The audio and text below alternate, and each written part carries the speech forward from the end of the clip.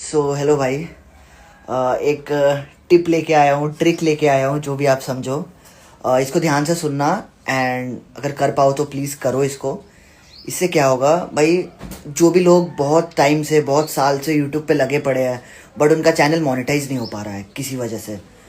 ठीक है, समझ होता है यार, मोनेटाइज नहीं हो पाता है, कंटेंट यूट्यूब पुश नहीं करता है, कोई बात नहीं भाई। आपको कुछ नहीं करना है, बस मेरे ऊपर वीडियो बनाना है। कुछ भी बनाओ, अपना बिल्डर एक्सपोज्ड, अपना बिल्डर ऑन स्टेरॉइड्स, कुछ भी नेगेटिव चीज़ों की वीडियो बनाओ।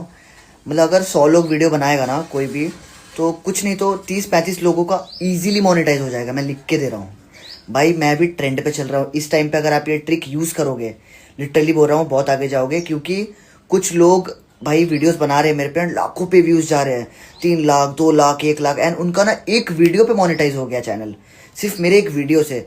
सो भाई ये कर सकते हो आप, अगर कर सकते हो देन प्लीज डू इट।